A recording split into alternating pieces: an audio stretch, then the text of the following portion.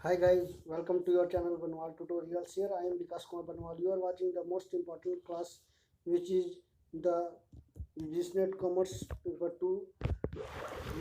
Friends, today we are discussing the top 10 most important questions and one special topic, which is the CCI Competition Commission of India, यानी भारतीय प्रतिस्पर्धा आयोग के बारे में मैं आपको विस्तार से आज बताने वाला हूँ कि इसकी यह वजूद में क्यों आई, इसका कार्य क्या है, इसके उद्देश्य क्या हैं, किस तरह से भारत में कार्य कर रही है, इससे जुड़ी हुई तमाम तरह की जानकारी आपके साथ शेयर करने वाला हूँ। तो वीडियो को अंत तक देखना ना भूलें और फटाफट चैनल को सब्सक्राइब करने के साथ साथ शेयर कर दें ताकि लोग भी जुड़ सके यदि नहीं हो तो मैं बता दूं कि ये क्लास एवरी डे 8 PM में होती है। आप सभी के लिए फ्री ऑफ कॉस्ट में क्लास होती है। यूएसनेट कॉमर्स में बच्चों की तैयारी जो भी कैंडिडेट कर रहे हैं उनके लिए ये क्लास कंडक्ट करवाई जा रही है बनवाल ट्यूटोरियल्स में विकास कुमार बर्नवाल यानी बर्नवाल सर के थ्रू।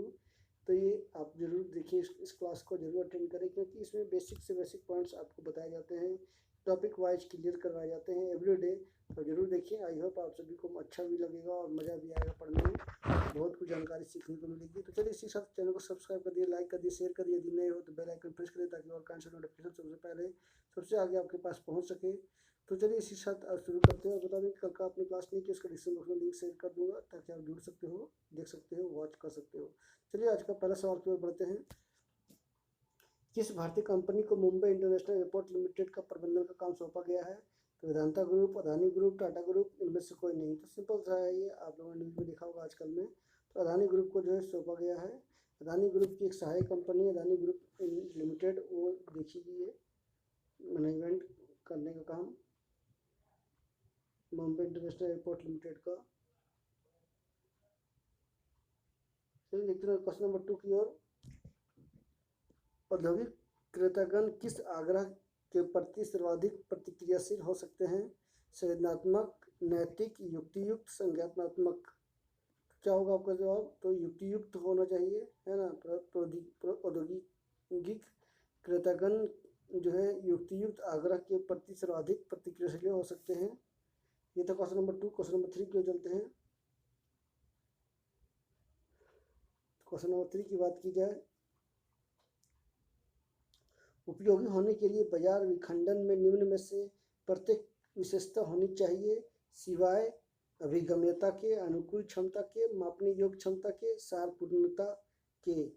तो कहा जाए तो अभिगम्यता यानी का जो है नहीं होनी चाहिए, बाकी सभी अनुकूल क्षमता, मापने योग्य क्षमता, सारपूर्णता होने से ही जो है बाजार में विखंडन हो सकती है। ये सभी इसकी विशेषताएं होनी हैं। क्वेश्चन नंबर 4 के चलते हैं।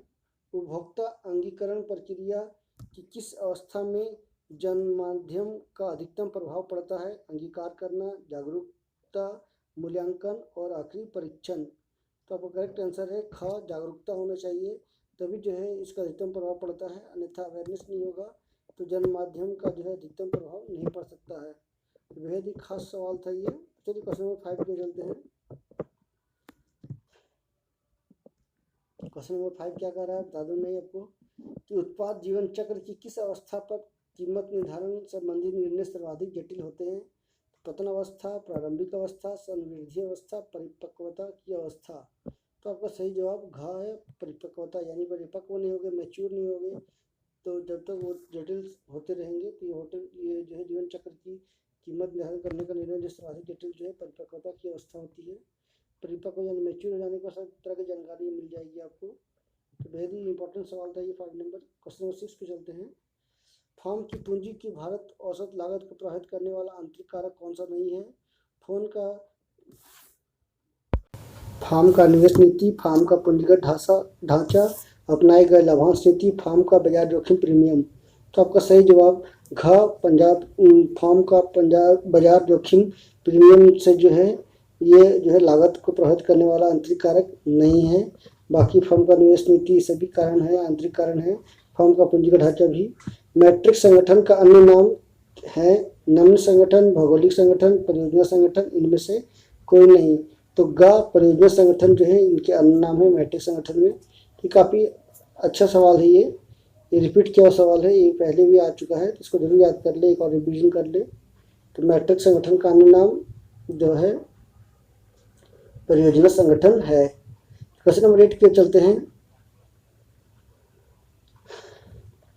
बोस्टन कंसल्टिंग ग्रुप के अनुसार एक उच्च विकास दर वाला व्यवसाय परंतु जिसका बाजार अंश कमजोर हो को कहते हैं cash cow, dog cow, question mark star. तो ये सभी जो है कैश काउ, डॉग, स्टार जो है नहीं कहते हैं, किंतु क्वेश्चन मार्क की बात की जाए तो इस स्थिति में उच्च वृद्धि दर वाले बाजारों में कंपनी का बाजार हिस्सेदारी कम हो जाती है और अपने बाजार हिस्सेदारी को बनाए रखने के लिए तो हमको बड़ी मात्रा में नगद राशि रखनी पड़ती है। डॉग्स और कैश काउ में कम विकास या वृद्धि के साथ अधिक हिस्सेदारी और का प्रतिनिधित्व करने वाला यह स्थिति कम लागत को रोकड़ स्थित करने में बल देती है। तो बता दूं next question, Modigliani Miller model को मान्यताओं में से निम्न में से कौन सा समाविष्ट नहीं है? पूंजीपूर्ण बाजार, समतुल्य जोखिम वर्ग, इकाई लाभांश भुगतान प्रणाली, करों की अनुपस्थिति।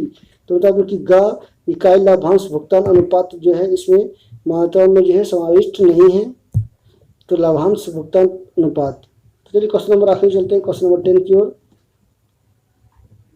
बंटन जहां गणितीय माध्य का मूल्य माध्यिका और बहुलक की तुलना में अधिकतम है क्या कहलाता है? समान बंटन, धनात्मक रूप से विषम बंटन, एकात्मक रूप से विषम बंटन, इनमें से कोई नहीं।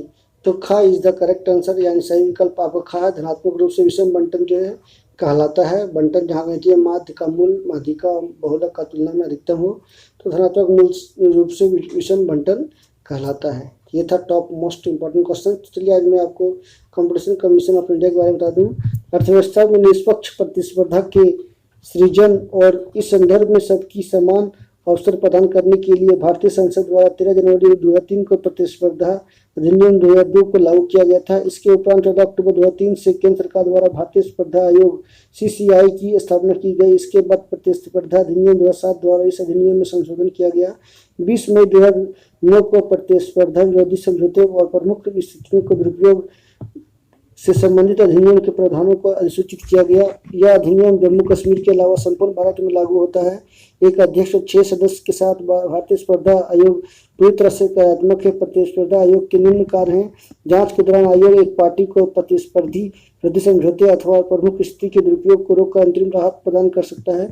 उद्यम के सकल कारोबार का अधिकतम 10% जुर्माना या कौटल के संबंध में कौटल से प्राप्त लाभ की 3 गुना राशि अथवा उद्यम के सकल कारोबार का 10% जो भी अधिक हो। जांच के बाद आयोग दोषी उद्यम प्रतिस्पर्धा विरोधी समझौते अथवा प्रमुख स्थिति के दुरुपयोग से दूर रहने और इसमें दोबारा प्रवेश करने का निर्देश दे सकता है। मुआवजा प्रदान करवाना, समझौते में सुधार लाना। यदि कोई उद्यम प्रभावशाली स्थिति का लाभ उठा रहा है तो केंद्र सरकार को इसके विभाजन की संस्तुति करना, ये सभी जो है इसके कार्य हैं। तो competition commission of India Bharat की बहुत बड़ी जो एक प्रतिस्पर्धी कंपनी है। बाजार में निष्पक्ष प्रतिस्पर्धा उपभोक्ताओं को प्रतिस्पर्धी कीमतों पर वस्तुओं और सेवाओं की विस्तृत श्रृंखला तक सुगम पहुंच को सुनिश्चित करती है। व्यावसायिक उद्यम अपने हितों की रक्षा के लिए विभिन्न प्रकार की रणनीतियों और युक्तियों को अपनाते हैं। वे अधिक शक्ति और प्रभाव प्राप्त करने के लिए एक साथ मिल जाते हैं, जो उपभोक्ताओं के हितों के लिए हानिकारक हो सकता है और कई बार उनके द्वारा गलत प्रकार के मूल्य निर्धारण, कीमत बढ़ाने के लिए जानबूझकर उत्पाद आगत में कटौती, प्रवेश के लिए अवरोध का निर्माण, बाजारों का आवंटन, बिक्री में गाठजोड़, अधिक मूल्य निर्धारण और भेदभाव पूर्वक मूल्य निर्धारण जैसी पद्धतियां अपनाई जाती है, जिसका विभिन्न हित समूहों, सामाजिक और आर्थिक कल्याण का प्रतिकूल प्रभाव पड़ता है। इसलिए न केवल एकाधिकार अथवा व्यापारिक संयोजनों के गठन को रोकना आवश्यक है, बल्कि एक निष्पक्ष और स्वस्थ प्रतिस्पर्धा को बढ़ावा देना भी आवश्यक है, ताकि उपभोक्ताओं को अभी अपनी खरीद का बेहतर मूल्य प्राप्त हो सके। Competition commission of India Bharat की एक विज्ञानात्मक संस्था है। इसका उद्देश्य प्रतिस्पर्धा, स्वच्छ प्रतिस्पर्धा को बढ़ावा देना है, ताकि बाजार में उपभोक्ताओं के हित में साधन बनाया जा सके। 21 जून 2012 को अपने एक महत्वपूर्ण निर्णय में भारतीय स्पर्धा आयोग ने 11 सीमेंट कंपनियों को व्यापार संघ बनाकर कीमत का निर्धारण करने का दोषी ठहराते हुए 6,000 करोड़ रुपये का जुर्माना लगाया। तो देख सकते हैं कितनी बड़ी राशि जुर्माना लगाया गया है। यानी एक बहुत बड़ी संस्था के रूप में ये काम कर रही है भारत में। यानी प्रतिस्पर्धा में जो भी उपभोक्ता के खिलाफ काम कर रहे हैं, जो भी कर रही है कंपनी, उसमें सख्त कानून लाया गया है इनके द्वारा, और वो जो है उसको जुर्माने के रूप में जो भी उस नियम के तहत आता है उसको जुर्माना लगाया जाता है। ये था प्रतिस्पर्धा आयोग के बारे में, कंपटीशन कमीशन ऑफ इंडिया से जुड़ी हुई तमाम तरह की जानकारियाँ। आई होप आज की क्लास से आपको बहुत कुछ जानकारी मिली होगी।